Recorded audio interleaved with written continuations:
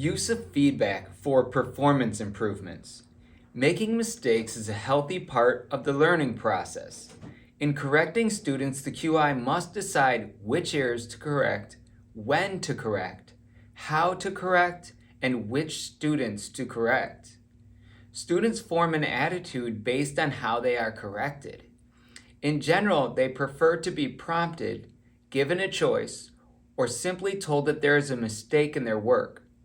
The bottom line is that students prefer to have a role in correcting their errors. Crisis points.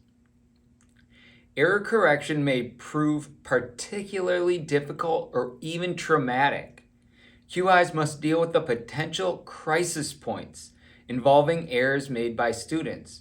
A crisis point is defined as a breakdown of communication between the student and teacher, which is the result of inadequacy on either the teacher or student's part with regard to how one of them is coping with the student's error. 3 things that may cause a crisis point are the presence of ambiguity, lack of clarity in the qualified instructor's explanation, and the student's inability to clarify their own understanding. You could also get into a crisis point if the qualified instructor's answer is wrong. Sometimes the QI is messed up, and that can cause these points with the student. Methods of correction. Methods of correction that facilitate learning are the methods which allow the student to self-correct and provide some explanation of the error. Use questions designed to elicit information or check understandings. Students may be led down the proper path to the correct answer by a set of well-proposed questions. The qualified instructor should use open questions whenever possible because they invoke more thought and an expanded idea of the subject matter. Closed questions are answered by yes or no and are not thought-provoking enough to elicit much of a student response. An example of a closed-end question for chart navigation would be as follows. Did you measure from point A to point B? Right? The student could say, yeah, I did that. And now an open-ended question is more along this line. What parts of this question do you feel comfortable with? What parts are you struggling with? Now the student has to go through a path and explain either what they're comfortable with or what they don't understand about the question, and it's not a yes or no. A QI should be conscious of how he or she is phrasing corrections and additions to the student's thought process. Qualified instructors should avoid saying the words no and but. Instead of using the word no, use a phrase similar to the following. You're on the right track, however.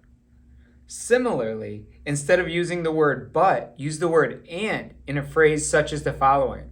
You're correct in your thinking about topic 1. And in addition, remember this. This principle actually came from Dale Carnegie's How to Win Friends and Influence People. And it's a very famous book. He talked about using the word, how people always use the word but they really mean and. What happens is when you throw the word but into an explanation, it negates the first part of the sentence. So if you say something in the beginning of a sentence that's correct, and then you throw in the word but, it makes the beginning of the sentence incorrect. So when you're trying to correct a student, and they're correct in one spot, and then you want to add to it, but you use the word but, you effectively make the beginning not correct anymore. So an example would be, okay, like chart nav, let's use the same example, chart nav. You say, okay, you measured this line, yes, you got it correct, and now you need to do this.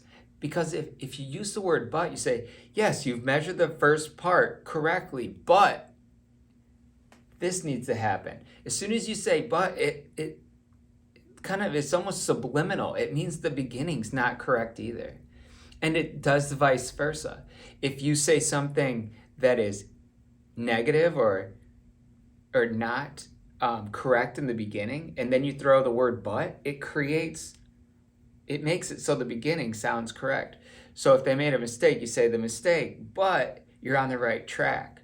So it kind of turns it into a positive. If you start with the negative, use but, it turns it to a positive, and vice versa. So it's good to use the word and. That's the whole premise, right? You've measured this correctly, and in addition, now you need to do this. It's good. It takes a lot of practice, actually.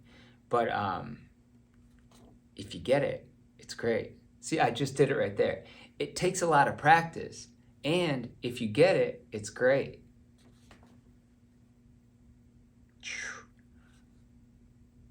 Reflective feedback. Reflective teaching suggests there is more to the teaching process than simply following the best practices of an effective teacher. QIs need to reflect on their past teaching history and experiences to shape the classroom culture. Reflective teaching is essentially learning valuable lessons from your past classes and applying the lessons learned to your future classes. Making appropriate decisions on the spot is a skill that develops over time as a result of self-monitoring and self-reflection. So, reflective feedback is basically for the QI. You think about your past classes, places where you messed up, and then you can improve on that in your future classes. I used to teach rules of the road all the time, and strange things would happen. If I misspoke myself about one of the rules, some of the students would just grab it and it'd be stuck with them for the rest of the class. It was quite strange. So I learned if I needed to really get a sentence right, which you have to during the rules of the road, I'd flip to that part in my book and I would read it verbatim. Or I would be sure that it was memorized verbatim because I couldn't mince my words with rules of the road. So that was some reflective feedback that I had for myself during rules of the road was do not mince your sentences during rules of the road. Be sure you're saying the book's sentence verbatim because it can stick with students. Classroom monitoring. The relationship between pre-teaching plans and interactive decisions is classroom monitoring. In other words, qualified instructors need to watch their class and make sure things are going according to plan. If things are not going to plan, the QI needs to make a decision that will get the class back on track. QIs can use physical proximity to students to show them they're paying attention. Another nonverbal method of getting feedback from students is to use wait time and look at students expectantly when they're asked a question. So physical proximity is a really good one. It allows the student, if you get close to a student, they might ask the question that they wanted to.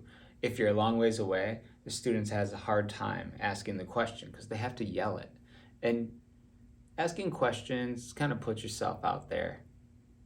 It's not always very comfortable, especially if some of the students aren't used to it. So you get close to them and they're like, hey, what about this? And they'll get to you. And another one is looking at students and just waiting. You ask a question and you just wait. Let them think, give them some time, and then they might come up with an answer because they have to think about it. It's a good method because it doesn't let students get away with not answering the question. If you ask them a difficult question and then don't give them a long time and you're like, all right, whatever, and just keep going, then they don't get time to think about it, process it, and give you a good answer, their best answer. Students appreciate answers to questions. If a QI doesn't know the answer to a question, they should admit it and spend time finding the answer. A lot of questions that are tricky to answer are questions about the Coast Guard application packet the students must submit to get a license. The QI has an excellent opportunity here to lead by example, do some research, call the Coast Guard support line and get some answers, or any other resources you have. This is a big one, and this is a good example of ambiguity in the answers given by the QI.